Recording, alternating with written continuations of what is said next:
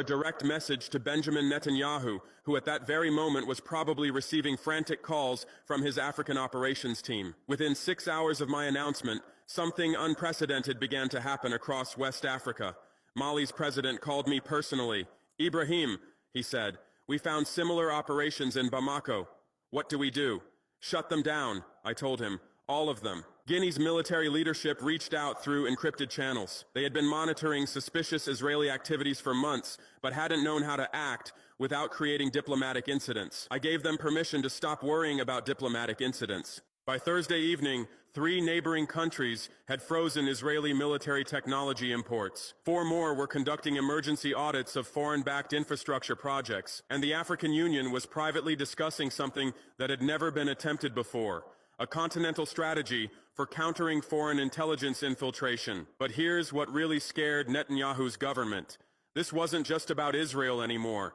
The evidence we uncovered revealed cooperation between Israeli operations and intelligence services from France, Britain, and the United States. Our own telecommunications infrastructure had been compromised not by one foreign power, but by an entire network of them. For decades, they had been sharing intelligence about Africa like we were a commodity to be divided among themselves. That realization changed everything for me. I realized that what we were fighting wasn't just Israeli overreach. We were fighting a colonial mindset that never really ended. It just learned to use technology instead of gunboats. The morning after our operations, I received a call from an Israeli diplomat demanding to know on what authority I had acted.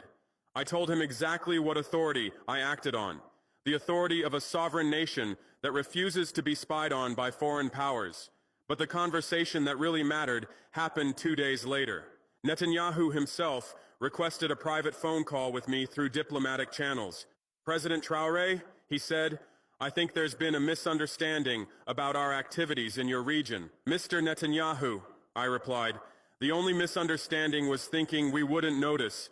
He tried to explain that Israeli companies were contributing to African development, creating jobs, building infrastructure.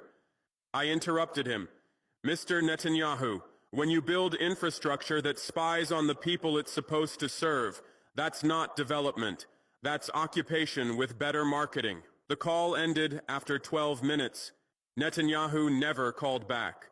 But his government's response was swift and predictable. Israeli media began reporting that I was destabilizing the region and threatening democratic partnerships. European newspapers published opinion pieces questioning my authoritarian tendencies. The same newspapers, I should mention, that had never written a single article questioning why foreign intelligence